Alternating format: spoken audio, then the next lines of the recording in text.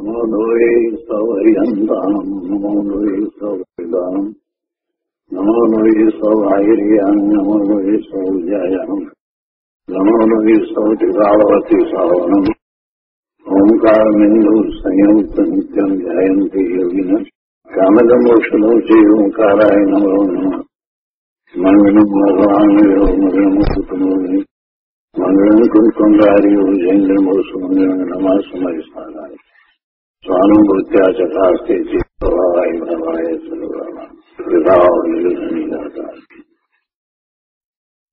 નિયમસાર ભગવાન કુંકુંદાચાર્ય રચિત નિયમસાર તથા મુનિવર પદ્મપ્રબંધધારી દેવ રચિત તાત્પર્ય વૃત્તિ ટીકા એનો સ્વાધ્યાય ચાલે છે. એમાં પરમાર્થ પ્રતિક્રમણ એ 5મો અધિકાર છે. એનો સ્વાધ્યાય આપણે કરી રહ્યા છીએ. પરમાર્થ પ્રતિક્રમણના અધિકારમાં ગાથા 85 પછીથી કળશ 113 અને 114 એમ 2 કળશ કહેવામાં આવ્યા છે. તે પૈકી 113માં કળશનો સ્વાધ્યાય આપણે શરૂ કર્યો છે. મૂળ કળશમાં મુનિવર પદ્મપ્રબંધધારી દેવ એમ કહે છે કે આત્મા નિજ પરમ આનંદ રૂપી અદ્વિતીય અમૃતથી ગાઢ ભરેલા સ્ફુરિત સહજ જ્ઞાન સ્વરૂપ આત્માને નિર્ભર આનંદ ભક્તિપૂર્વક નિજ શ્રમમય જળ વડે સ્નાન કરાવો. પરમ આનંદરૂપી અમૃતથી ભરેલો ભગવાન આત્મા છે અને એને એવા જ ભાવથી ગ્રહો. એમ કહ્યું છે ને કે આનંદ ભક્તિપૂર્વક નિજ સમમય જળ વડે સ્નાન કરાવો, એટલે જેવો પોતાનો ભાવ છે એવા ભાવે ગ્રહો, એવા ભાવે રાખો. અને પછી કહે છે કે બહુ લૌકિક આલાપ જાળોથી શું પ્રયોજન છે? એટલે બીજા લૌકિક કથનોના સમૂહથી, બીજી બધી વાતોથી કાંઈ કાર્ય થાય એવું નથી, કાંઈ લાભ થાય એવું નથી. અને એનો વિસ્તાર કરતા પૂજ્ય ગુરુદેવે પહેલા તો મિથ્યાત્વની વાત સમજાવી. તો આપણે એ વિસ્તાર આગળ લઈએ છીએ. નિયમસાર પ્રવચન સદગુરુ પ્રવચન પ્રસાદ ભાગ બીજો. અહીંયા પાના નંબર 464 ઉપર 113 કળશના શ્લોકાર્થ પછીથી નો જે પેરેગ્રાફ છે એ આપણે કર્યો છે. એમાં એ વાત આવી કે આત્મા કેવો છે? તો આત્મા નિજ પરમ આનંદરૂપી અજોડ અમૃતથી ભરેલો છે એમ કરી અને ગુરુદેવે વાત સમજાવી. અને પછી મિથ્યાત્વની વાત સમજાવી કે મિથ્યાત્વથી મોટું કોઈ પાપ નથી. મિથ્યાત્વથી મોટું કોઈ પાપ નથી. અને મિથ્યાત્વ શું છે? તો કે પુણ્ય ભાવથી ધર્મ થાય છે એવી એની માન્યતા છે. દયાદાનના શુભ ભાવથી કલ્યાણ થશે એવી માન્યતા છે. એ બધું મિથ્યાત્વ છે. 5 ઇન્દ્રિયના વિષયમાં સુખ છે, આ દેહથી મને કાંઈ લાભ છે વગેરે મિથ્યાત્વ છે. તો એવા મિથ્યાત્વના મોટા પાપ ને સૌ પ્રથમ દૂર કરવાની જરૂર છે. એની વાત ગુરુદેવે કરી. અને મેં એમ કહ્યું કે પુણ્ય પાપના ભાવમાં સુખ નથી, તે બધાથી રહિત આત્મા આનંદકંદ છે એવી પ્રથમ ઓળખાણ કરવી જોઈએ. આગળ 5મી લીટીમાં કહે છે કે આ ઓળખાણ વિના પોતાના જ્ઞાન સ્વભાવથી વિપરીત માન્યતા તે મિથ્યાત્વ છે. એટલે પોતાના આત્માની ઓળખાણ વિનાની જે કાંઈ માન્યતા છે, જેવું સાચું સ્વરૂપ છે એવા સાચા સ્વરૂપ સિવાય બીજી જે કંઈ અન્ય પ્રકારે સ્વરૂપ સંબંધી માન્યતા છે તો એ બધું મિથ્યાત્વ છે. અને મિથ્યાત્વ તે મોટામાં મોટું પાપ છે. અને પછી ગુરુદેવે એમ કહ્યું કે આપણે જે 7 પ્રકારના વ્યસન કહીએ છીએ, શિકાર, માંસાહાર, પરસ્ત્રીગમન, વેશ્યાગમન, જુગાર, ચોરી, આ બધું જે વ્યસન છે એ છોડવા લાયક છે. અને 7 વ્યસનોનો ત્યાગ કરીને જીન વાણીને સાંભળવા માટે યોગ્યતા પ્રાપ્ત કરે છે એમ આપણે કહીએ છીએ.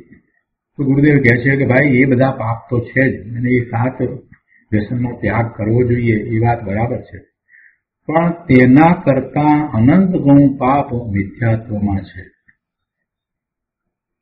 એના કરતા અનંત ગણું પાપ મિથ્યાત્વમાં છે. એટલે મિથ્યાત્વનું પાપ મોટું છે, એને તો છોડવું જ જોઈએ. માટે પ્રથમ જીવે તે મોટા પાપથી પાછા હટવું જોઈએ. અને પછી એમાં એ ઉદાહરણ આપ્યું છે, મોટા પાપથી પાછો હટતો નથી અને બાકી નાની નાની ક્રિયાઓમાં રાજી રહે છે, શુભભાવના પ્રસંગોમાં એ ધર્મ માને છે, અથવા તો નાના પ્રકારના પાપને છોડવાના પ્રયત્નો કરે છે, તો એથી કાંઈ એનું મુક્તિ સંબંધી, મોક્ષ સંબંધી કાંઈ કાર્ય થતું નથી. મોક્ષ માર્ગ સંબંધીની કોઈ વાત થતી નથી. એટલે ગુરુદેવ એને માટે એક ઉદાહરણ આપીને અહીંયા પછી સમજાવે છે. અહીંયાથી આપણે સ્વાધ્યાય બાકી રાખ્યો છે આ ઉદાહરણથી, તો ત્યાંથી આગળ લઈએ છીએ કે એક વાણિયાને ત્યાં આપો ગરાશીઓ બધી ચીજો ઉધાર લાવતો. વાણિયાને ત્યાંથી વસ્તુઓ એ ઉધાર લાવતો હતો અને વસ્તુઓ તો લાવતો હતો, પણ સાથે સાથે એ પૈસા પણ એ પૂછીને લાવતો હતો. પછી દિવાળીએ હિસાબ માંડવા માંડ્યો ત્યારે એમ કે નાનામાં નાની વસ્તુઓ, એમ કે 5 આનાની હળદર જેવી નાની ચીજ છે, તો એની પણ ગરાશીએ હા પડી કે હું લઈ ગયો હતો. દીવાસળીની પેટી લઈ ગયો હતો, આ લોટ લઈ ગયો હતો, બધું લઈ ગયો, બધામાં એને હા પાડી. પણ પેલા ઉધાર 501 રોકડા એ લઈ ગયો હતો એ એને કબૂલ કર્યા નહીં. એ લઈ ગયેલો એની ના પાડી. ગુરુદેવ કહે છે કે આ મુદ્દાની રકમની કબૂલાત ન કરી તો કઈ વાણીએ તો એ ચોપડામાંથી કાઢવાનો નથી, એ તો રાખવાનો જ છે. એ ભૂલી ગયો હોય એની કબૂલાત ન કરે અને બીજી નાની નાની વસ્તુઓની બધીની કબૂલાત કરે તો કાંઈ એનું દેવું ટળી જશે? એ દેવા રહિત થઈ જવાનો છે? દેવા રહિત થવાનો નથી. દેવું તો ઊભું જ રહેવાનું છે.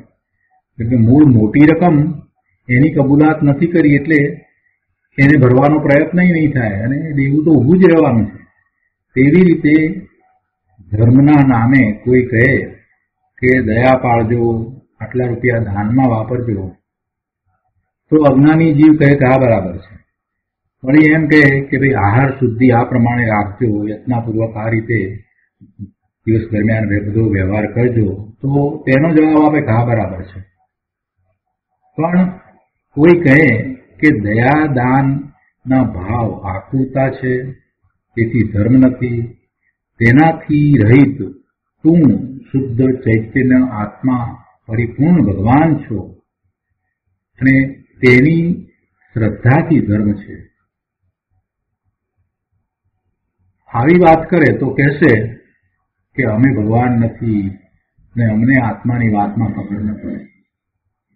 મુદ્દાની વાત આવી ત્યારે પછી એમ કે એને કબૂલ નહીં કરે કે હા બરાબર, તું ભગવાન છો, તું પૂર્ણ છો, તું જ્ઞાન સ્વરૂપ છો, તું સર્વજ્ઞ સ્વરૂપ છો, તું કેવળ જ્ઞાન પ્રગટ કરી શકે એવો ભવ્ય છો, એમ જો કહ્યું હોય તો એમાં એ એમ નહીં કે આ કબૂલ છે, બરાબર છે, હું એમ જ છું અને હું એવો જ પ્રયત્ન કરીશ, એમાં એ હા નહીં પાડે. એટલે ગરાસિયા જેવું મોટી રકમ જે રોકડી લઈ ગયો હતો 501ની એ એને કબૂલ ના કરી અને એમ છે કે બસ આટલું જ હું લઈ ગયો હતો, આ હળદર મીઠું મરચું લઈ આવ્યો હતો અને એના પૈસા ભરી દીધા, એટલે હવે મારે તો દેવું ન રહ્યું. પણ ભાઈ એ પેલા 501 તું રોકડા લઈ ગયો હતો એ તો ચોપડે ઉભા જ છે અને તું પછી એ દેવું માથે પડ્યું છે તો દેવા રહિત કેમ તારી જાતને માને? એવી રીતે આ નાના પ્રકારના શુભ ભાવો અને અશુભ ભાવોને દૂર કરવાની વાત, શુભ ભાવમાં રહેવું અને શુભ ભાવને દૂર કરવાની એ બધી વાતની એ કબૂલાત કરે છે.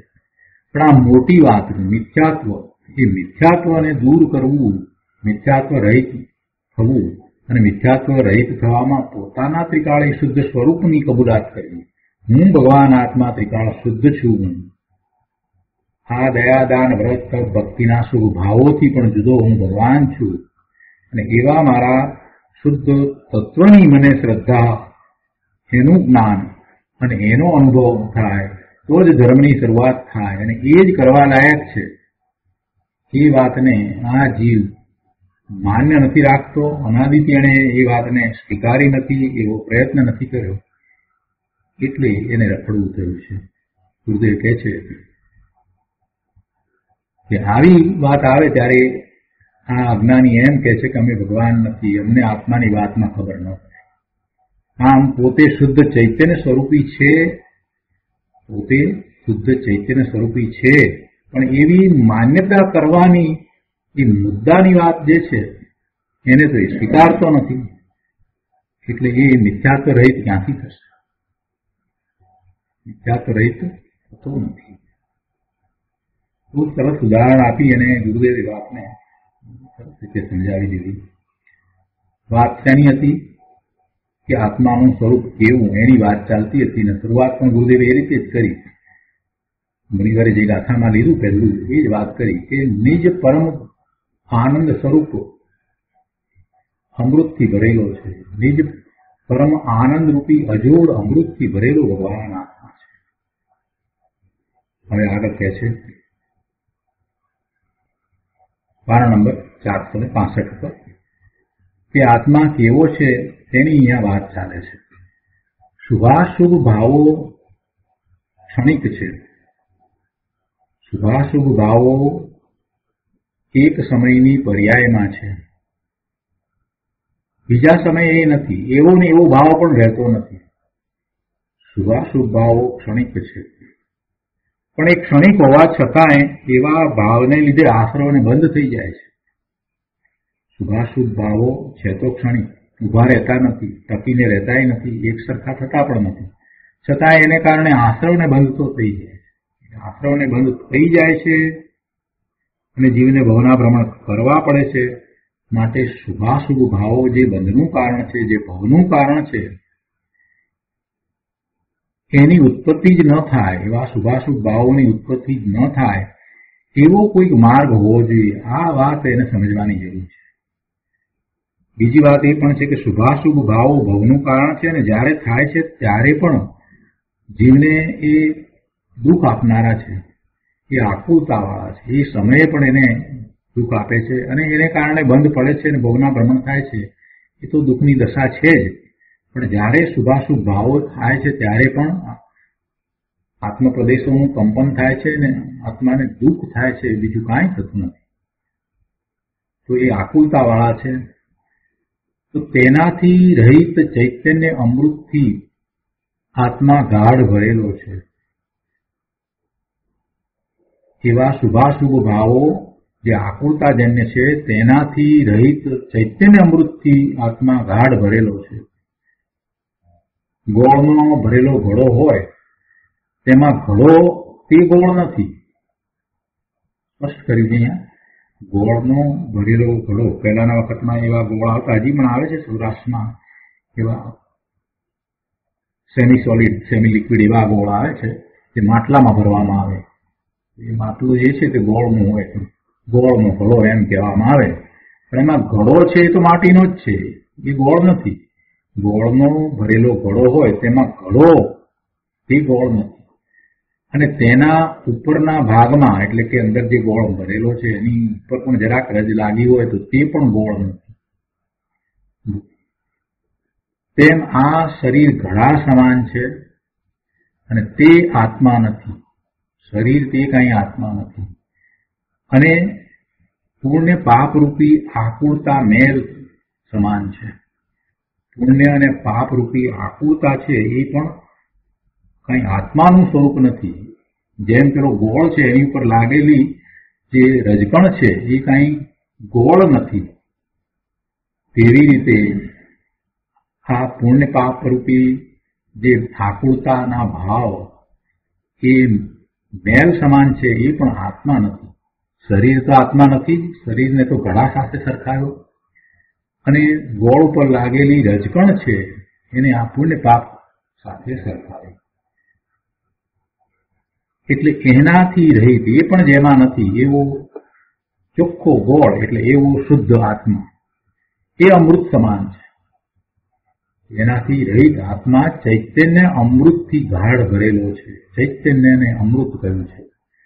ભગવાન આત્માનો ચૈતન્ય સ્વભાવ છે. પોતે ચૈતન્યપણાને કારણે જ પોતાને અનુભવે છે.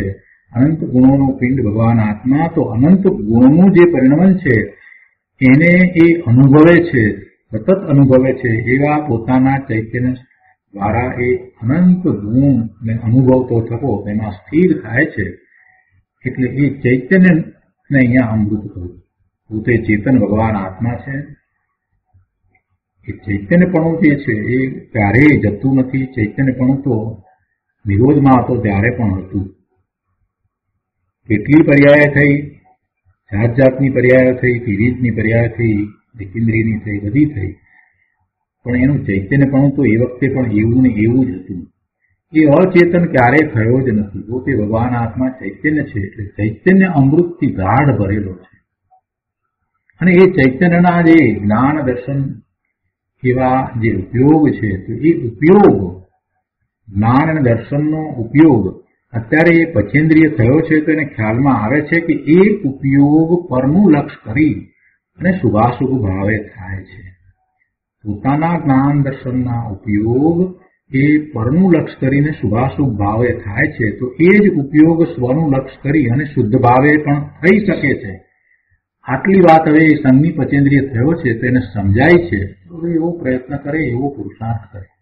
અને એવા પુરુષાર્થમાં લગાવવા માટે પહેલા તો એને પોતાના ત્રિકાળી ધ્રુવ આત્મ સ્વરૂપને જાણવું જોઈએ. તો કહે છે કે એ તારું આત્માનું સ્વરૂપ તો અમૃત સમાન છે. એ સદાય ચૈતન્ય અમૃતથી ભરેલો ભગવાન આત્મા છે. તો આ આત્માની વાત કરી અને એવા આત્મા તરફ લઈ જવા છે. એટલે કહે છે કે આત્મા પ્રગટ સહજ જ્ઞાન સ્વરૂપ છે. તેના શ્રદ્ધાન જ્ઞાન કરો. એ કુટસ્થ નથી, એનું પરિણમન છે. અને એમાં રહેલા અનંત ગુણોનું એ પરિણમન એને જ્ઞાનમાં અનુભવમાં આવે એવું છે. એટલે કહે છે કે આત્મા પ્રગટ સહજ જ્ઞાન સ્વરૂપ છે. એની શ્રદ્ધા કર, એનું જ્ઞાન કર, એનો અનુભવ કર. પરની રુચિ છોડો. પરનું લક્ષ કરે છે. તારો જ્ઞાન દર્શનનો ઉપયોગ પર તરફ રહ્યો છે એને ત્યાંથી પાછો વાળી અને તારું જે શુદ્ધ સ્વરૂપ છે, જ્ઞાન સ્વરૂપ છે, આનંદ સ્વરૂપ છે એનું તું લક્ષ કર. અને એ થાય એવું છે. એટલે કહે છે કે આત્મા પ્રગટ સહજ જ્ઞાન સ્વરૂપ છે. જ્ઞાન ગુણ અંદરમાં પડ્યો છે એટલી વાત નથી, પણ પોતે સહજ જ્ઞાન સ્વરૂપ છે. પ્રગટ સહજ જ્ઞાન સ્વરૂપ છે. જે પ્રગટપણે જ્ઞાન છે એ પણ સહજ છે. પ્રગટ જ્ઞાન સ્વરૂપ છે. જેનું લક્ષ કરે છે, જ્યાં ઉપયોગ જાય છે એ સંબંધીનું એને જ્ઞાન થાય છે. એ જ્ઞાનનો સ્વભાવ છે. એવી એની જ્ઞાનની પર્યાય થવી એ એનો જ્ઞાન સ્વભાવ છે. એટલે આત્મા પ્રગટ સહજ જ્ઞાન સ્વરૂપ છે. અને પોતે એવા પોતાના જ્ઞાન સ્વરૂપના શ્રદ્ધાન અને અનુભવ કરે એ વાત અહીંયા કરી છે. પોતાના આત્માનું જ્ઞાન, શ્રદ્ધાન અને અનુભવ. તો પહેલા અનુભવ થાય છે અને પછી એવું જ શ્રદ્ધાન થાય છે. અનુભવ થાય છે, જ્ઞાન થાય છે અને શ્રદ્ધા પછી એમ જ હોય છે. કહે છે કે પરની રુચિ છોડો. પરના તથા પુણ્ય પાપના વિશ્વાસે તારો આત્મા તરશે નહીં. પરથી તથા પુણ્ય પાપથી લાભ થશે એવી માન્યતા તે મિથ્યાત્વનું ભજન છે. એ માન્યતાને તું પહેલા તો છોડી દે. આત્મા જ્ઞાન અને આનંદથી ભરેલો છે એવા શ્રદ્ધા જ્ઞાન કરવા તે સાચી ભક્તિ છે. આત્મા જ્ઞાન અને આનંદથી ભરેલો છે એવા શ્રદ્ધા જ્ઞાન કરવા તે સાચી ભક્તિ છે. અને આમ પુણ્ય પાપની રુચિ છોડીને તથા શરીરનું સ્વામીપણું છોડીને, શરીરનું કર્તાપણું, ભોગતાપણું પણ છોડીને આત્મા આનંદ કંદ છે એવા શ્રદ્ધા જ્ઞાન અને રમણતા કરતા પોતાની પર્યાયમાં શાંતિ પ્રગટે છે. તે શાંતિની ભક્તિપૂર્વકના વિતરાગ ભાવરૂપી જળ વડે આ જે શાંતિ પ્રગટ થઈ પોતાના સ્વરૂપમાં એકાગ્રતા કરતા, લીનતા કરતા, રમણતા કરતા પોતાને વર્તમાન પર્યાયની અંદર જે શાંતિ પ્રગટ થઈ તો કહે છે કે આ શાંતિ ની ભક્તિપૂર્વકના વિતરાગ ભાવરૂપી જળ વડે કે આવી શાંતિ વડે ભગવાન આત્માને સ્નાન કરાવો. બીજી રીતે કહીએ તો એવી શાંતિમાં ભગવાન આત્માને તરબોળ કરી દો. એવી શાંતિ જે વર્તમાન પર્યાયમાં પ્રગટ થઈ તો એવી શાંતિની ભક્તિપૂર્વકના વિતરાગ ભાવરૂપી જળ વડે ભગવાન આત્માને સ્નાન કરાવો કે જેથી મિથ્યાત્વ અને અવ્રતના પરિણામ ઉત્પન્ન જ થાય નહીં. જો આપણે પહેલા જે વાત કરી હતી કે આ શુભાશુભ ભાવો જે ક્ષણિક છે, જે ભવનું કારણ છે, અને જ્યારે થાય છે ત્યારે પણ એ આકુલતા અને દુઃખનો જ અનુભવ આપે છે, તો એ ન થાય એ માટેનો કોઈક માર્ગ હોવો જોઈએ. ત્યાંથી આપણે શરૂઆત કરીએ. તો કહે છે હવે કે આ રીતે જ્યારે તું તારા સ્વરૂપને વિશે એકાગ્રતા, લીનતા અને રમણતા કરે છે અને તને જે શાંતિનો અનુભવ થાય છે એ શાંતિની ભક્તિપૂર્વકના વિતરાગ ભાવરૂપી જળ વડે ભગવાન આત્માને સ્નાન કરાવો. એટલે આમ આત્માને એ શાંતિમાં તરબોળ કરો તો પછી હવે પેલા શુભાશુભ ભાવો પણ ઉત્પન્ન નહીં થાય જે ભવનું કારણ છે. મિથ્યાત્વ અને અવ્રતના પરિણામ ઉત્પન્ન થશે જ નહીં. સહજ જ્ઞાન સ્વરૂપ આત્માને ઉપશમ રસ વડે સ્નાન કરાવો કે જેથી મિથ્યાત્વ અને અવ્રત ઉત્પન્ન જ ન થાય. આ એનો સરવાળો લીધો. ઉપશમ રસ વડે સ્નાન કરાવો. ઉપશમ રસ, ઉપશમ રસ એટલે પોતાને હજી કર્મોનો ક્ષય થયો નથી, પણ કર્મોના ઉદય તરફ એ જોડાતો નથી અને પોતે પોતાના સ્વભાવ ભાવે થાય એવો એ ઉપશમ રસ છે. હજી પૂર્ણપણે કર્મોનો ક્ષય નથી થયો, સત્તામાં ભલે પડ્યા હોય, પરંતુ પોતાના સ્વરૂપનું જ્ઞાન ભાન થતા કર્મના ઉદય છે એ કર્મના ઉદયો સંયોગો એ તરફનું વલણ છૂટી જાય, એ તરફની પરમ ઉપેક્ષા વર્તે એવો વૈરાગ્ય ઉત્પન્ન થાય એ ઉપશમ રસ છે. સહજ જ્ઞાન સ્વરૂપ આત્માને ઉપશમ રસ વડે સ્નાન કરાવો કે જેથી મિથ્યાત્વ અને અવ્રત ઉત્પન્ન જ ન થાય. ઘણીવારે આ વાત કરી છે. આગળ કહે છે કે જ્ઞાન અને આનંદ શક્તિ અંતર ભરી છે, તેમાં એકાગ્ર થવાથી પ્રતિક્રમણ થાય છે. ભાષા કે રાગ વગેરે બહારના આલાપ જાળોથી પ્રયોજન સધાતું નથી. ઘણીવારે આ વાત કરી છે તો ગુરુદેવ એને વિસ્તારથી સમજાવે છે કે જો આ ધર્મની ક્રિયા છે, સિદ્ધ પદ કેમ પ્રાપ્ત થાય તે અહીંયા બતાવે છે. એક ઉદાહરણ આપીને ગુરુદેવ સમજાવે છે કે મોરના ઈંડાના ફોતરામાંથી મોર જન્મતો નથી. મોરનું ઈંડું હોય, ઉંદર હોય, તો કહે છે કે એ ઈંડાના જે ફોતરા જે છે એમાંથી ખરેખર એ મોર જન્મતો નથી, એમાં મોર પણ નથી, એમાં જીવ નથી, પણ અંદરમાં રસ પડ્યો છે તેમાંથી એ 3.5 હાથનો મોર જન્મે છે. એટલે કે એમાંથી મોર જન્મે છે જે એવડો મોટો થાય છે. અંદરમાં જે ઈંડાની અંદરમાં જે રસ પડ્યો છે એમાં એ જીવ રસ છે, એમાં એ મોર છે, ફોતરામાં નથી. એવી રીતે શરીર, મન, વાણી, પુણ્ય પાપ વગેરે ફોતરા સમાન છે, તેમાંથી સિદ્ધપદ આવતું નથી. પણ આત્માની અંતર શક્તિ પડેલી છે. પોતાને અનંત ગુણ છે, અનંત ગુણનો સમૂહ પોતે ભગવાન આત્મા છે, એ અંતર શક્તિ પડેલી છે અને એનું પરિણમન છે. એ અંતર શક્તિ પડેલી છે એટલું જ નહીં, એ કુટસ્થ નથી, એનું પરિણમન છે, એ ચેતના સ્વરૂપ છે. એને એ જાણે અનુભવે એવી એ અંતર શક્તિ પડી છે. એમાં એક વીર્ય શક્તિ પડી છે કે જ્યાં એની રુચિ થાય ત્યાં એ તરફ એ વીર્ય ઉલસે છે. એ બધું કરી શકે એવું સામર્થ્ય વાળો છે. વીર્ય અંદર છે એટલે એ સામર્થ્ય વાળો છે ને, એવું વીર્ય છે ને એ ઉલસે છે ને, જેની રુચિ થાય એ તરફ વીર્ય ઉલસે છે ને. એટલે સામર્થ્યથી સમર્થ છે એવી આત્માની અંતર શક્તિ અંદરમાં જે પડી છે, તો એમાં શ્રદ્ધા, જ્ઞાન અને એકાગ્રતા કરવાથી પર્યાયમાં ભગવાન ફાટે છે. એટલે કે પોતાને પર્યાયમાં એવા પોતાના સ્વરૂપનો અનુભવ થાય છે.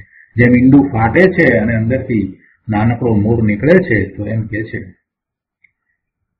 કે આત્માની અંતર શક્તિ પડેલી છે, તેમાં શ્રદ્ધા, જ્ઞાન અને એકાગ્રતા કરવાથી પર્યાયમાં ભગવાન ફાટે છે, એટલે કે પ્રગટ થાય છે. માટે અહીં કહ્યું કે સમરસ વડે આત્માને સ્નાન કરાવો.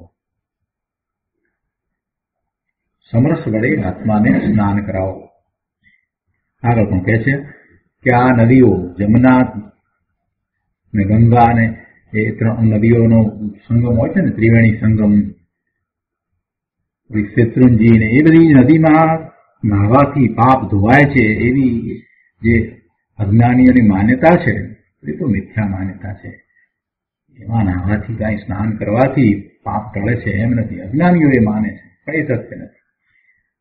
સત્ય શું છે કે સ્વભાવમાં અંતર્મુખ અવલોકન કરી સમતા રસથી સ્નાન કરો, તેનાથી પ્રતિક્રમણ થાય છે અને નિર્જરા થાય છે, પાપ ધોવાય છે. સ્વભાવમાં અંતર્મુખ અવલોકન કરી સમતા રસથી સ્નાન કરો, તેનાથી પ્રતિક્રમણ થાય છે અને તેનાથી નિજરા થાય છે, એટલે કે પાપ ધોવાય છે. અનેક લૌકિક કથન સમૂહોથી કાર્ય સરે એમ નથી. લૌકિકમાં તો અનેક પ્રકારે વાત આવે. જેટલા માથા એટલી વાત, બધાને પોતાની વાત હોય. તુંડે તુંડે નથી ભિન્ના એમ કહેવાય છે. જેટલા માથા એટલી વાત છે. લૌકિકમાં તો કેટલાય પ્રકારે કથન આવે, ધર્મ સંબંધીની વાતો આવે, પણ એનાથી કાંઈ કાર્ય સરે એમ નથી. દિનેશ્વર ભગવાનની વાણીમાંથી, દિવ્ય ધ્વનિમાંથી જે પરમ સત્ય પ્રકાશ્યું છે, એને સમજી આત્મસાત કરી અને એ માર્ગે વળતા પોતાનું કાર્ય થાય, એટલે પોતાને પૂર્ણ આનંદની દશા પ્રાપ્ત થાય. એટલે યથાર્થ ભાનપૂર્વક, શેના યથાર્થ ભાનપૂર્વક? દિનેશ્વર ભગવાનની વાણીમાંથી પોતાનું જેવું શુદ્ધ સ્વરૂપ પ્રગટ થયું છે, એટલે કે એની વાત આવી છે, જે પ્રકાશ્યું છે, પ્રભુએ જે પ્રકાશ્યું છે, એવા પોતાના સ્વરૂપના ભાનપૂર્વક એ સર્વ વિભાવ ભાવોથી પાછો કરે એવું પ્રતિક્રમણ કરે, તો પોતાના સ્વરૂપને વિશે સ્થિરતા કરી અને મુક્ત દશાને પામે છે. તે વિના રાગ મંદ પાડે તો પુણ્ય થાય, પણ ધર્મ ન થાય. પોતાના સ્વરૂપમાં પાછા વળવા સિવાય જો કોઈ અન્ય પ્રકારે એને રાગની મંદતા થાય, તો એવી ક્ષણિક મંદતાથી એને પુણ્યનો બંધ થાય, પણ મુક્તિ તો પ્રાપ્ત ન જ થાય. વાસ્તવમાં જોવા જઈએ તો રાગની મંદતા થવામાં એ વખતે એનો ઉપયોગ ક્યાંક બીજે રહ્યો છે, ક્યાંક બીજે રહ્યો છે, એટલે એવી રાગની મંદતાના પરિણામ થાય છે. પણ એ ઉપયોગ તો હજી બહારમાં ને બહારમાં જ છે, એટલે શુભ ભાવે થાય અને એને કારણે થઈને રાગની મંદતા થાય, એટલે અશુભ પરિણામ ન થાય. પણ એથી કરીને એને ધર્મ થાય છે એમ તો નથી. ઉપયોગને સ્વ તરફ વાળે ત્યારે જ ધર્મ થાય. સ્વ તરફ વાળતા કોઈ વિકલ્પ નથી. શુભ કે અશુભ બેમાંથી એક પણ પ્રકારના ભાવ નથી, અને એ જ ધર્મની શરૂઆત છે. આ વાત કરીને કે રાગ મંદ પાડે તો પુણ્ય થાય, પણ ધર્મ ન થાય. એટલે કોઈ અહીંયા પ્રશ્ન કર્યો છે કે તો પછી આ પૂજા ભક્તિ વગેરે કરવા કે નહીં? સીધું જ સવાલ કરી દીધો. એટલે આમાંથી એમ જ માન્યું, એમ વિચાર્યું કે આમાં તો ગુરુદેવે આ બધાની ના પાડી, એમ કે શુભભાવ કરવાની ના પાડી. આ ઊંધા અર્થ લીધા. જેને શાસ્ત્રનો અભ્યાસ ન હોય ને એ બધા એવા ઊંધા અર્થ કરે. જો શાસ્ત્રમાં કોઈ પણ મહાપુરુષે ક્યારેય એમ નથી કહ્યું કે ભાઈ તું શુભભાવ છોડીને અશુભમાં જજે, એમ ક્યારેય કોઈએ નથી કહ્યું. શુભભાવ છોડીને અશુભમાં જજે એમ ક્યારે કોઈએ નથી કહ્યું. શુભને છોડીને તું શુદ્ધમાં જજે એમ કહ્યું હોય તો પેલું શુદ્ધમાં જજે એ વાત છોડી દે છે અને શુભને છોડી દે એ વાતને પકડે છે. ભાઈ શુભને છોડીને શુદ્ધમાં જજે, શુદ્ધમાં જજે, શુદ્ધમાં જજે, એ શુદ્ધમાં જજે એ વાતને કેમ પકડતો નથી? માત્ર કેમ એકલી શુભને છોડવાની વાતને પકડીને બેઠો છે? કેમ કે તને અશુભમાં જવું છે. એટલે ઊંધા અર્થ કરે છે. જો આ શુભની ના પાડે છે, જો આ પૂજા ભક્તિ દ્વારા ધર્મ ન થાય એમ કે છે, પણ આગળ શું કહ્યું એ તો વાત સાંભળ. પૂજા ભક્તિ દ્વારા પુણ્યનો બંધ પડે છે અને ધર્મની પ્રક્રિયા તો શુદ્ધ ભાવમાં જવાથી થાય છે. તો એ વાતને તો કાઢી નાખે છે.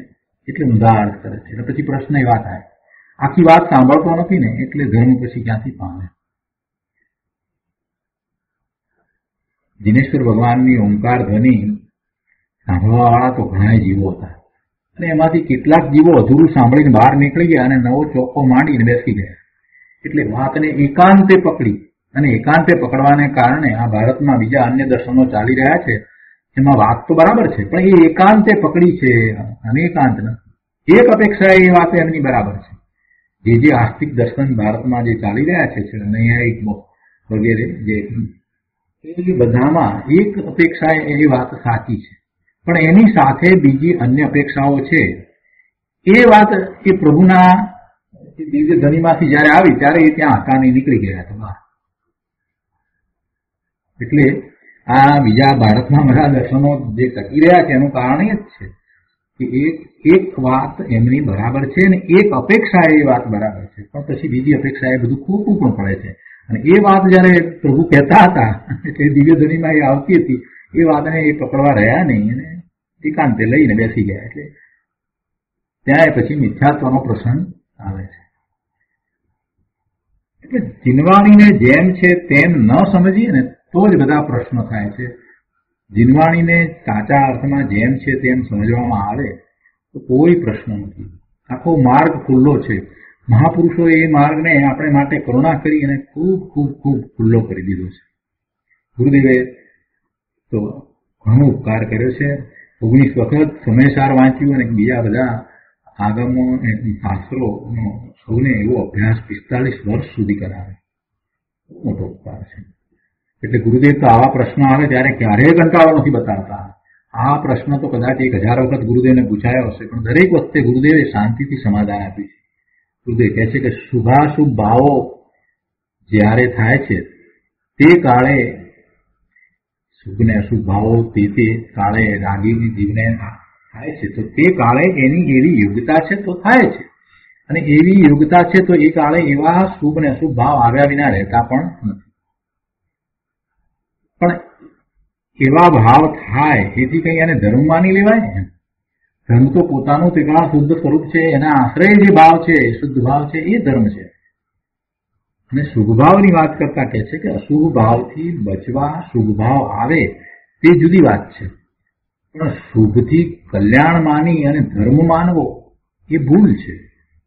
શુભ ભાવ આવે, જે ધર્મ માર્ગમાં પ્રવર્તવા માંગે છે એવા જીવને શુભ ભાવ આવ્યા વિના રહેતો નથી. શુભ ભાવ આવે, શુભ ભાવ આવે એ જુદી વાત છે, પણ શુભથી કલ્યાણ માની ધર્મ માનવો એ ભૂલ છે, મિથ્યાત્વ છે.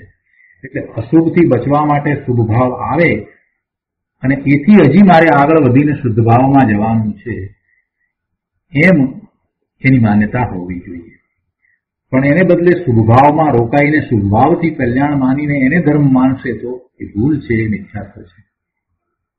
શુભ ભાવને મિથ્યાત્વ નથી કહ્યું, પણ શુભ ભાવને ધર્મ માનવો એને મિથ્યાત્વ કહ્યું છે. શુભ ભાવને ધર્મ માનવો એને મિથ્યાત્વ કહ્યું છે. અને સાથે ને સાથે કહ્યું છે કે શુભ ભાવ તો આવશે, કેમ કે જ્યાં સુધી શુદ્ધ ભાવ નથી ત્યાં સુધી એને શું થશે? એની યોગ્યતા પ્રમાણે શુભ અને અશુભ બંને પ્રકારના ભાવ આવશે. જેમ જેમ જેમ જેમ જેમ એ ધર્મમાં આગળ વધે છે તેમ તેમ એને અશુભ ભાવ ઓછા થતા જાય છે અને શુભ ભાવ વધે છે. ચોથા ગુણસ્થાનની દશામાં અસંયત દ્રષ્ટિ છે તો શુદ્ધ ભાવમાં તો કેટલાય દિવસે ક્યારેક જ જાય છે, બાકી વધારે સમય તો શુભ અને અશુભ ભાવમાં હોય છે. એમાં વધારે શુભ છે, અશુભ ઓછા છે. પાંચમા ગુણસ્થાને છે તો વારંવાર સ્વરૂપમાં જાય છે, તે છતાંય એને પણ ક્યારેક અશુભ ભાવ પણ આવે છે અને અશુભ ભાવથી બચવા એને શુભ ભાવ પણ હોય છે. એટલે વિશેષતાથી તો શુભ ભાવ હોય છે. સાતમા છઠ્ઠા ગુણસ્થાનની દશામાં છે તો ત્યારે એની યોગ્યતા એવી છે કે સાતમે ગુણસ્થાને પોતે શુદ્ધ ભાવમાં છે તો ત્યાં ટકી રહેતો નથી અને બહાર આવે છે, છઠ્ઠા ગુણસ્થાનની દશામાં છે તો એને શુભ ભાવ હોય છે. એટલે શુદ્ધ ભાવમાં સ્થિરતા નથી થતી ત્યાં સુધી શુભ ભાવ તો આવે, અને શુભ ભાવ આવે છે તો અશુભ ભાવથી બચાય પણ છે, પણ એનું લક્ષ્ય તો શુદ્ધ ભાવનું જ હોવું જોઈએ. એટલે શુભ ભાવથી કલ્યાણ માની ધર્મ માનવો તે ભૂલ છે, એને મિથ્યાત્વ કરવું છે. આત્મા એ શુભ અને અશુભ બંને ભાવથી રહિત છે અને એવા આત્માના આશ્રય ધર્મ છે. ભગવાન આત્માના આશ્રય ધર્મ છે. આમ સાચી માન્યતા પ્રથમ કરવી જોઈએ.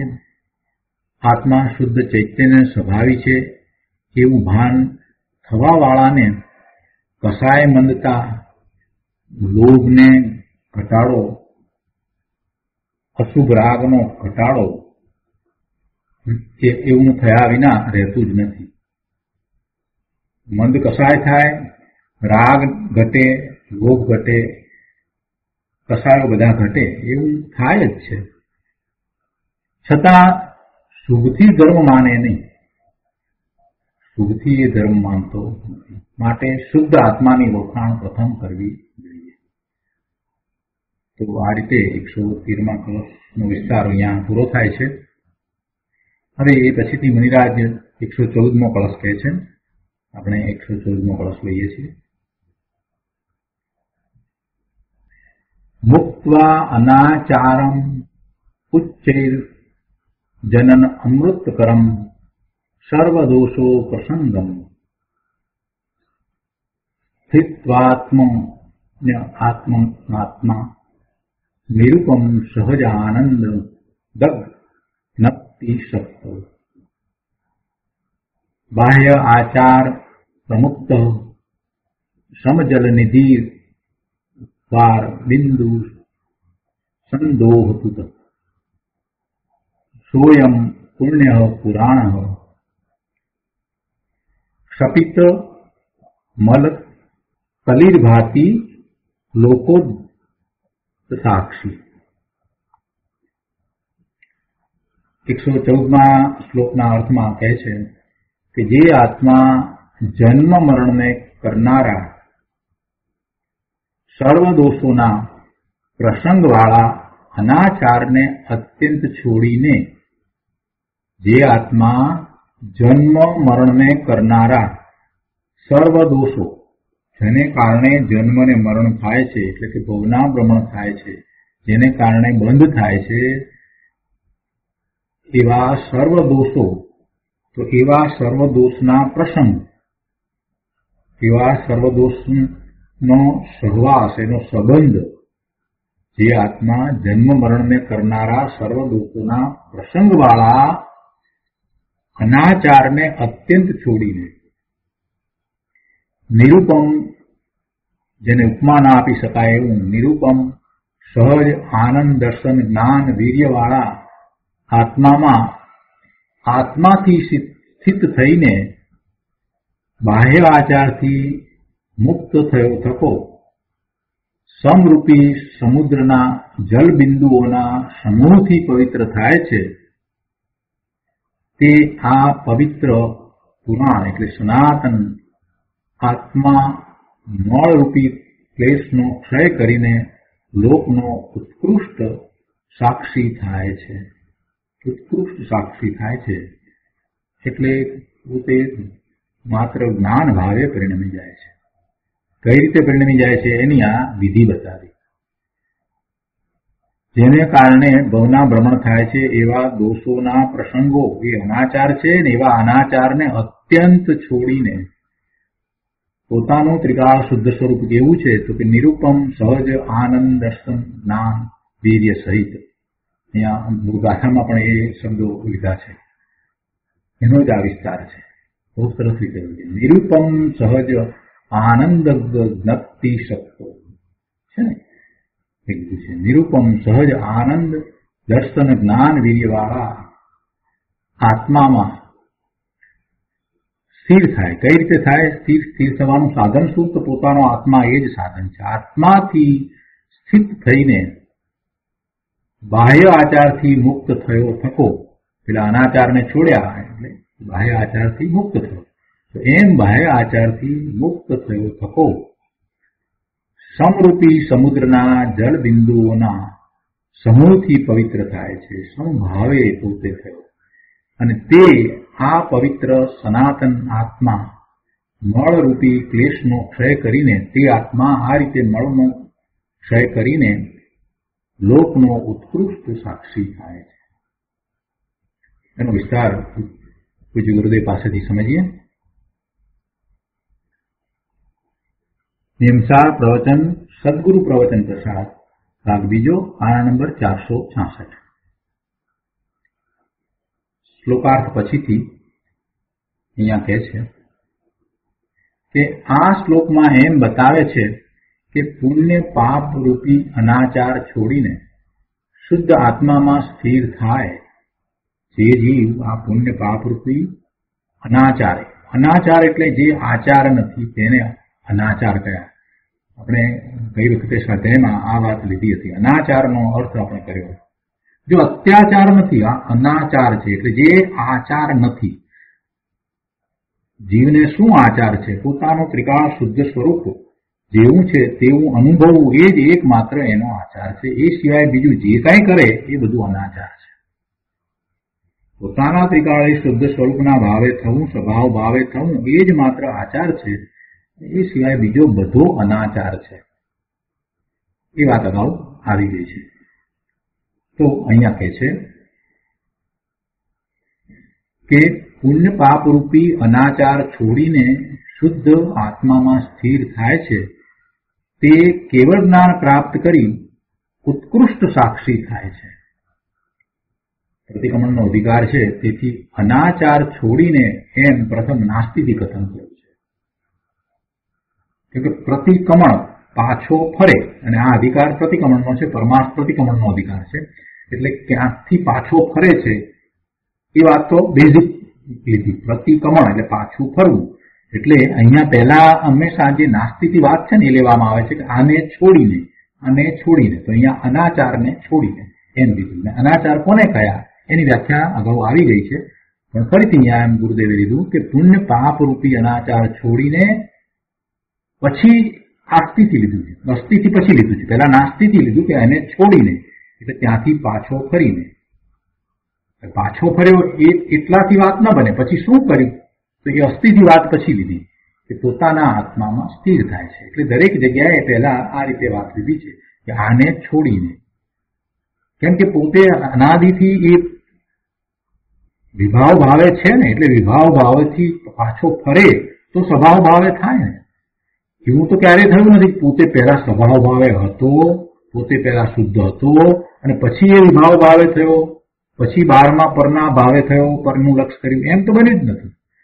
જીવ જ્યારથી છે ત્યારથી એ કર્મના બંધ સહિત જ છે, અને કર્મના બંધ સહિત છે, અને એ મિથ્યાત્વ સહિત છે. એટલે અગૃહિત મિથ્યાત્વ તો અનાદિનું એને છે જ. એવા મિથ્યાત્વ સહિત છે, વિભાવ ભાવ સહિત છે, શુભાશુભ ભાવ સહિત છે. એટલે એ બધો અનાચાર તો એના અનાદિનો છે જ. હવે એ પાછો ફર્યો એટલે પ્રતિક્રમણ થયું. પાછો ફર્યો તો ક્યાં ફર્યો? સ્વરૂપ તરફ ફર્યો. એટલે અહીંયા એ રીતે વાત લીધી છે. પરમાર્થ પ્રતિક્રમણનો અધિકાર છે. એટલે અનાચાર છોડીને એમ નાસ્તિથી પહેલા લીધું ને પછી અસ્થિથી વાત કરી છે કે શુદ્ધ આત્મામાં સ્થિર થાય છે. તો દરેક વાત જે છે ને એ બહુ શાંતિથી સમજવાની જરૂર છે. મુનિવરે જે કઈ વાત લીધી છે, આચાર્ય ભગવાને જે કઈ વાત લીધી છે એ કઈ એમને નથી લીધી, કે એક શબ્દનું મહત્વ છે અને ગુરુદેવે એમ જ સમજાવી છે.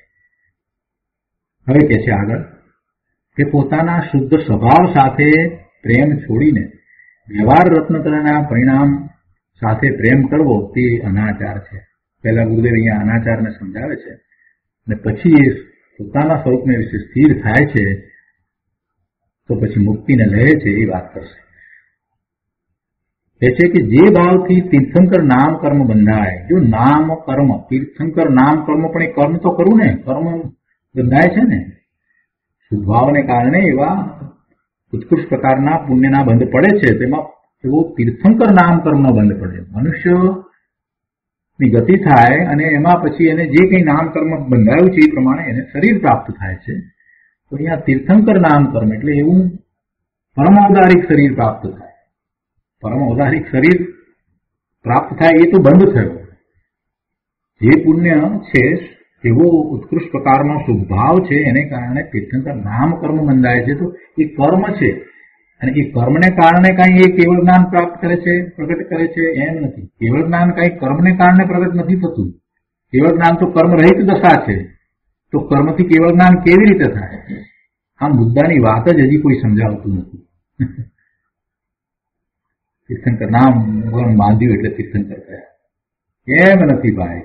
તીર્થંકર નામ કર્મ છે અને કર્મ બંધનું કારણ છે અને કેવળ જ્ઞાન થાય અને મુક્ત દશા થાય છે એ તો એનાથી વિપરીત દશા છે. એ કઈ બંધની દશા નથી. બંધથી વિપરીત તદ્દન વિરુદ્ધ દશા મુક્તિની દશા છે. તીર્થંકર નામ કર્મ છે અને કર્મ તો બાંધ્યું છે ને એટલે એ શુભભાવ ઉત્કૃષ્ટ પ્રકારનો શુભભાવ છે અને એવા શુભભાવ હોય છે. શુભભાવ હોય છે તો હોય છે, બસ એટલું જ. એથી વિશેષ એની વાત હોય નહીં. એનાથી કાંઈ કેવળ જ્ઞાન નથી થતું. એટલે ગુરુદેવ કહે છે કે ભાઈ કોઈ પણ પ્રકારનો શુભભાવ હોય, ઉત્કૃષ્ટમાં ઉત્કૃષ્ટ શુભભાવ હોય તો તું શુભભાવની રુચિ છોડ. શુભભાવ તો વચમાં આવી જશે. તું શુભભાવની રુચિ ન કર. શાંતિથી સમજવા જેવું છે. આપણે એક ઉદાહરણ આજે લઈએ, ઘણી વાર ઉદાહરણ લીધું છે, ફરીથી આજે પણ લઈએ કે ભાઈ જો ખેડૂત છે એને સારી જાતના ઘઉં વાવ્યા છે તો એને સારા ઘઉં પ્રાપ્ત કરવા છે. ઊંચી ક્વોલિટીના સારી જાતના એને ઘઉં એમાંથી પ્રાપ્ત કરવા છે. હવે સારી જાતના ઘઉં થાય છે તો સાથે જે ઘાસ થાય છે એ પણ સારી જાતનું થાય છે.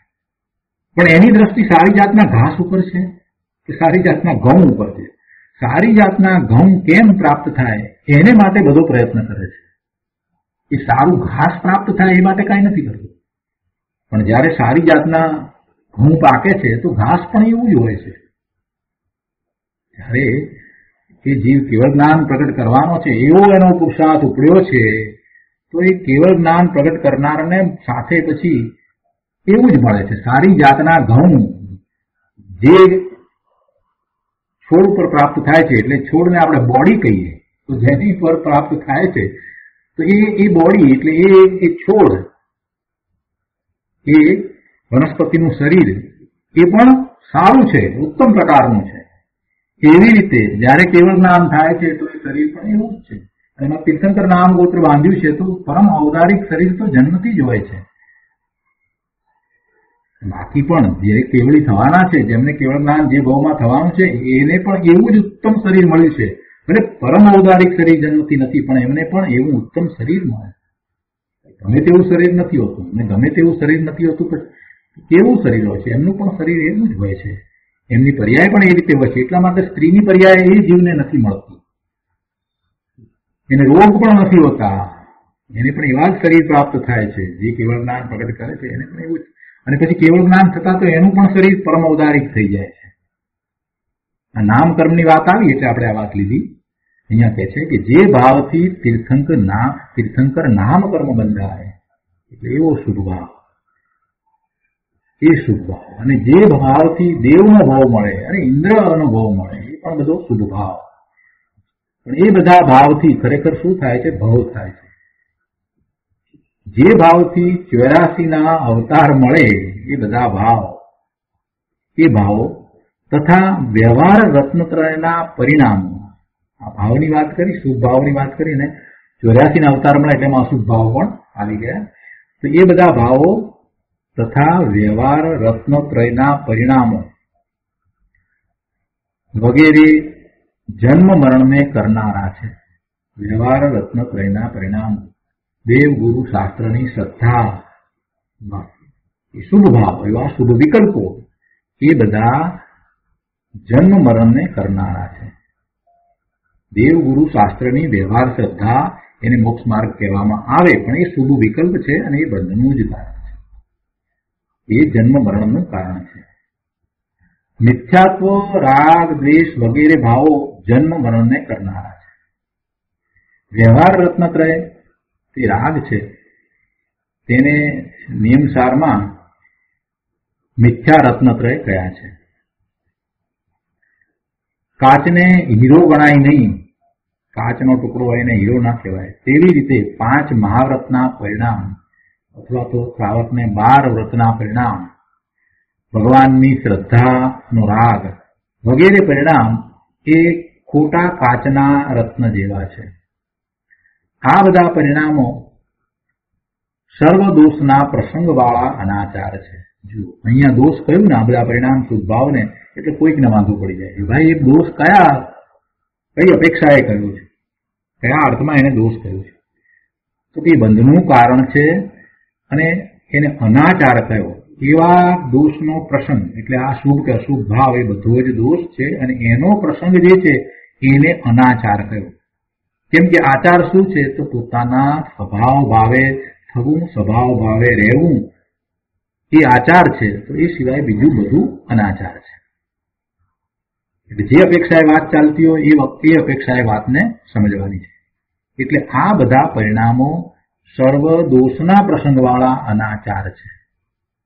આમ હોવા છતાં અજ્ઞાની જીવ શુદ્ધ ચૈતન્ય મૂર્તિનું અવલંબન છોડી રાગનું અવલંબન લે છે, તે અનાચાર છે, એ વ્યભિચાર છે. શુદ્ધ ચૈતન્ય મૂર્તિ પોતાનું સ્વરૂપ છે, પોતે જ પરમાત્મા સ્વરૂપ છે. શુદ્ધ ચૈતન્યની મૂર્તિ તો પોતે છે, તો પોતાના શુદ્ધ ભાવનું અવલંબન છોડી અને રાગનું અવલંબન લે છે, તે અનાચાર છે, તે વ્યભિચાર છે. એક સરસ ઉદાહરણ આપીને ગુરુદેવ વાત સમજાવે છે. ગુરુદેવ કહે છે કે લૌકિકમાં પતિવ્રતા સ્ત્રી પોતાના પતિ સિવાય બીજાને ઈચ્છે નહીં, એવી લૌકિક નીતિ છે. છતાં કોઈ સ્ત્રી બીજાના પ્રેમમાં પડે તો તે વ્યભિચાર કહેવાય છે. તેમ આત્મા શુદ્ધ ચિદાનંદ સ્વરૂપી છે, પોતે ભગવાન આત્મા શુદ્ધ ચિદાનંદ સ્વરૂપ છે. તો એ પોતે પોતાને છોડીને, પોતાના સ્વભાવ ભાવને છોડીને અન્ય ભાવમાં પડે તો વ્યભિચાર કહેવાય. શું કહે છે કે તેમ આત્મા શુદ્ધ ચિદાનંદ સ્વરૂપી છે, તેની સાથે પ્રેમ મૂકીને જે જીવ પુણ્ય પાપનો સ્વીકાર કરે, પુણ્ય પાપના પ્રેમમાં પડે, પુણ્યથી ભલે ઇન્દ્રપદ મળે કે દેવપદ મળે, પણ છતાં એ વ્યભિચાર છે. કેમ વ્યભિચાર છે? કેમ કે પોતાનો જે સ્વભાવ છે એ સ્વભાવનો એને ત્યાગ કર્યો, એને છોડ્યો અને એ પર તરફ વળ્યો, એટલે એ વ્યભિચાર કર્યો. પુણ્યથી ઇન્દ્રપદ મળે, દેવપદ મળશે એમ લોભાઈને એ પુણ્યથી લાભ માને, એ બધો વ્યભિચાર છે, એ અનાચાર છે. એ વ્યભિચાર ને અનાચાર છે. આગળ કહે છે પાના નંબર 467 ઉપર કે જન્મ મરણના કારણરૂપ અનાચાર છોડીને ધર્મી જીવ અનંત ચતુષ્ટયરૂપ આત્મામાં સ્થિર છે. આ બધા અનાચાર છોડીને જે ધર્મી છે, જ્ઞાની છે, એ તો પોતાના આત્મામાં સ્થિર છે. વિતરાગી સમરસથી પવિત્ર થાય છે. હવે એનો વિસ્તાર છે. ગુરુદેવ કહે છે કે ધર્મી જીવ સમજે છે કે અમે વિતરાગના ભક્ત છીએ. ધર્મી જીવ સમજે છે કે અમે તો વિતરાગના ભક્ત છીએ. તો પછી વિતરાગના ભક્ત હોય તો વિતરાગે દર્શાવેલા માર્ગે જ ચાલે ને. વિતરાગે તો એવો માર્ગ દર્શાવ્યો છે કે તું તારા સ્વરૂપમાં જા, તારા સ્વરૂપમાં સ્થિર થા, તારા સ્વભાવમાં સ્થિર થા. એટલે વિતરાગના ભક્ત છીએ તો અમે એ વાતને સ્વીકારીને એવો જ પુરુષાર્થ કરીએ છીએ અને અમે અમારા સ્વભાવને ચૂકીને પુણ્ય પાપ સાથે મૈત્રી કરીશું નહીં. આ તો વિતરાગની વાણીમાંથી એને સત્ય સ્વીકાર્યું છે, એટલે એ ધર્મીજીવ એમ કે છે. શું કે છે ધર્મીજીવ ને શું સમજે છે કે અમે વિતરાગના ભક્ત છીએ, વિતરાગે દર્શાવેલા માર્ગે જ અમે ચાલીએ છીએ, વિતરાગની આજ્ઞા અનુસાર જ અમે વર્તીએ છીએ, માટે અમે જૈન છીએ. અને અમને જૈનપણું આ રીતે છે કે વિતરાગે દર્શાવેલા માર્ગે, દિનેશ્વર ભગવાને જે માર્ગ દર્શાવ્યો છે એ માર્ગે ચાલતા અમને જૈનપણું છે. અને એ વિતરાગના માર્ગમાં એમ આવ્યું કે તું તારા સ્વભાવમાં રહેજે, તું તારા સ્વભાવમાં સ્થિરતા કરજે. માટે અમે અમારા સ્વભાવને છોડીને બહાર ક્યાંય જતા નથી. અમે અમારા સ્વભાવને ચૂકીને પુણ્ય પાપ સાથે મૈત્રી કરતા નથી. પુણ્ય પાપની સાથે, અહીંયા કહ્યું ને કે એવા પ્રસંગોમાં તું ન જજે, એમ વાત કરીને એવા પ્રસંગોને છોડીને અનાચાર કયો એને, તો એવા પુણ્ય પાપ સાથે અમે મૈત્રી કરશું નહીં. તેથી એવો ધર્મી જીવ એ પોતાની શુદ્ધ દ્રષ્ટિ છોડીને પુણ્ય પાપ સાથે લાભ માનવાની બુદ્ધિ સેવતો નથી. પુણ્ય પાપથી લાભ થાય એવી બુદ્ધિ ધર્મી જીવને તો હોતી નથી. જે સાચો વિતરાગના માર્ગે પ્રવર્તી રહ્યો છે એવો ધર્મી જીવ એને આવી પુણ્યથી લાભ કમાવાની વૃત્તિ હોતી નથી. પુણ્યથી કોઈ લાભ નથી એ વાત એ બરાબર સમજે છે. પુણ્યથી લાભ નથી એ અનાચાર છે. આત્માનો આચાર તો પોતાના સ્વભાવ ભાવે રહેવું એવો આચાર છે, અને એવા આચારને છોડી અને એવા અનાચારે એ થતો નથી. આવા અનાચારને અત્યંત છોડીને પોતાના શુદ્ધ આત્મામાં સ્થિત થાય છે. કેવો છે પોતાનો આત્મા? પોતે ભગવાન આત્મા છે ને, તો કેવો છે? તો કે જેને કોઈની ઉપમા આપી ન શકાય એવો ભગવાન આત્મા નિરૂપમ છે. સ્વાભાવિક જ્ઞાન, દર્શન, આનંદ અને વીર્યવાળો છે. અનંત ચતુષ્ટમય શક્તિ સ્વરૂપ છે, અને એવા આત્મામાં પોતે સ્થિર થાય છે. કેવી રીતે સ્થિર થાય છે? તો કે આત્મામાં આત્માથી સ્થિર થાય છે. એવા આત્મામાં આત્માથી સ્થિર થવું. ગુરુદેવ કહે છે કે જુઓ, અહીં સાધન બતાવ્યું, આત્મામાં આત્માથી સ્થિર થાય છે. અહીંયા આ સાધન બતાવ્યું. કોઈ મનથી, નિમિત્તથી કે વ્યવહાર રત્નત્રયના પરિણામથી સ્થિર થવું એમ નથી કહ્યું, પણ આત્મામાં આત્માથી સ્થિર થાય છે. નિમિત્તથી, વ્યવહારથી કે રત્નત્રયના પરિણામથી, શુભભાવથી કે સ્થિર થાય છે એમ નથી કહ્યું, પણ પોતાના આત્માથી સ્થિર થવું એમ કહ્યું. આમ જે પોતાના આત્માના સાધન વડે સ્થિર થાય છે, પોતાના આત્મામાં આત્માના સાધન વડે સ્થિર થાય છે, તેને મન, વચન, કાયા, નિમિત્ત, રાગ વગેરે ઉપચાર સાધન કહેવાય છે. જે સ્થિર થાય એને પછી બહારમાં શું હતું એ વખતે, તો એની ઉપર એ શુભભાવ હતો, આ હતું, તે હતું, એની ઉપર એ ઉપચારથી એમ કહેવામાં આવે કે એ પણ વ્યવહાર મોક્ષ માર્ગ છે. પણ જેને એવો નિશ્ચય મોક્ષ માર્ગ છે, પોતાના સ્વરૂપમાં સ્થિર થવાનું મોક્ષ માર્ગ, નિશ્ચય મોક્ષ માર્ગ પ્રત્યો છે, એને માટે એ વ્યવહાર છે. એ ઉપચારથી એમ કહેવામાં આવે કે એને એ બધું સાધન થયું. પોતાના આત્મામાં સ્થિર થતા શુભાશુભ ભાવો રૂપ બાહ્ય આચાર છૂટી જાય છે. પોતાના આત્મામાં સ્થિર થતા શુભાશુભ ભાવો રૂપ બાહ્ય આચાર છૂટી જાય છે. તેથી બાહ્ય આચારથી મુક્ત થયો થકો એમ કહ્યું છે. આમ શાંત રસ અંદર ભરેલો છે, તેમાં એકાગ્ર થવાથી સમતારૂપી જળબિંદુઓ પ્રગટે છે, ક્ષમતા પ્રગટે છે. તેનાથી આત્મા પવિત્ર થાય છે. ચૈતન્ય સ્વભાવ તે દરિયો છે, અને સાધક દશા જલબિંદુ છે. સાધક દશામાં પ્રતિ એને સ્વરૂપનો અનુભવ થયો છે, શાંતિનો અંશે અનુભવ છે, એટલે એને અહીંયા સાધક દશાને જલબિંદુ સાથે સરખાવી અને પોતાનો પૂર્ણ સ્વભાવ એ તો ચૈતન્ય સ્વભાવ તો દરિયો છે, દરિયા સમાન છે. આમ વિતરાગી સમતા ભાવથી પવિત્ર થવાય છે. વ્યવહાર રત્નત્રયથી કે બહારના સંયોગોથી પવિત્ર થવાતું નથી. અને પછી આગળ છેલ્લી વાત કરે છે કે તે ધર્મી જીવ પોતાના સ્વભાવમાં સંપૂર્ણ સ્થિર થઈ સાધક દશામાં આગળ વધતા વધતા પોતે સ્વભાવમાં સંપૂર્ણ સ્થિર થાય છે. તો સંપૂર્ણ સ્થિર થઈ કેવળ જ્ઞાન પ્રગટાવી લોકનો ઉત્કૃષ્ટ સાક્ષી થાય છે. એનો વિસ્તાર કરતા ગુરુદેવ કહે છે કે આત્માના સ્વભાવનું ભાન થવું તે જ પવિત્રતા છે, અને તેને જ પુણ્ય કહે છે. સંસ્કૃતમાં પુણ્ય શબ્દ છે તેનો અર્થ પવિત્ર છે. અજ્ઞાની જીવો કહે છે કે પંચ કલ્યાણક કરવાથી મોક્ષ થાય છે, પણ એ વાત ખોટી છે. એ તો શુભભાવ છે, શુભરાગ છે. અધૂરી દશામાં શુભરાગ આવે છે. ભરત મહારાજે 324 બિંબ કરાવ્યા, 324 બિંબ કરાવ્યા, એવી પ્રતિમાઓ કરાવી. એની સ્થાપના કરી. પણ એ પોતે સમજે છે, એ ભવે મોક્ષે જનાર હતા, તે સમજે છે, સમ્યક દ્રષ્ટિ છે કે આ શુભ રાગ છે.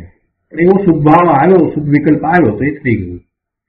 તેનાથી એ શુભ ભાવથી રહિત હું શુદ્ધ આત્મા છું. આમ શુદ્ધ આત્માની પ્રતીતિ અને એકાગ્રતા તે નિશ્ચય ભક્તિ છે. અને નિશ્ચય પ્રગટ કરે તેના શુભ રાગને વ્યવહાર ભક્તિ કહેવાય છે.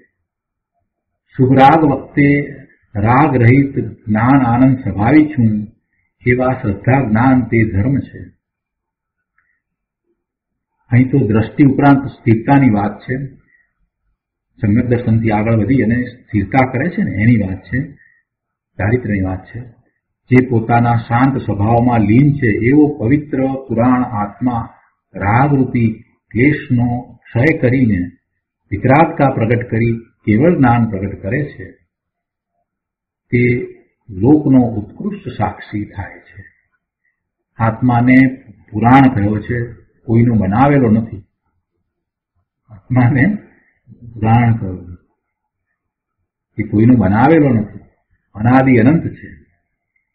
અને એ વિતરાગતા પ્રગટ કરી અને કેવળ જ્ઞાન પ્રગટ કરે છે એટલે લોકનો સાક્ષી, એટલે લોકનો જાણવા વાળો એમ સાક્ષી થાય. ફરીથી એ વાત કરે છે કે જે ભાવે તીર્થંકર નામ કર્મ બંધાય, જે શુભથી ભોગ મળે તથા વ્યવહાર રત્નત્રયના પરિણામ થાય, તે બધા શુભ ભાવ છે એ બધાને ક્લેશ કયો, અનાચાર કયો, તો તેનો નાશ કરી સ્વરૂપમાં સર્વથા લીન થઈ વિતરાગતા પર વિતાવી કેવળ જ્ઞાન પ્રગટ કરે તે ઉત્કૃષ્ટ સાક્ષી છે. સમ્યક દર્શી છે તે જગનને સાક્ષી છે. પેલો ઉત્કૃષ્ટ સાક્ષી છે જે પૂર્ણતા પ્રગટ કરી કેવળ જ્ઞાન પ્રગટ કર્યું તે ઉત્કૃષ્ટ સાક્ષી છે. સમ્યક દ્રષ્ટિ પણ સાક્ષી જ છે, એની દ્રષ્ટિ પણ સ્વરૂપ તરફ રહે છે ને, એને પણ ભેદ જ્ઞાન વર્તે છે એટલે એ પણ જગતનો સાક્ષી જ છે. પણ એ જગનને સાક્ષી છે, પેલો ઉત્કૃષ્ટ સાક્ષી છે. કેવળ જ્ઞાની ભગવાન ઉત્કૃષ્ટ સાક્ષી છે. આ પ્રતિક્રમણની વિધિ છે. તો આ રીતે અહીંયા 114મો કળશ પૂરો થાય છે. આજનો સ્વાધ્યાય આપણે અહીંયા સુધી રાખીએ છીએ. હવે સુખધામ બોલીએ. સુખધામ અનંત સુસંગ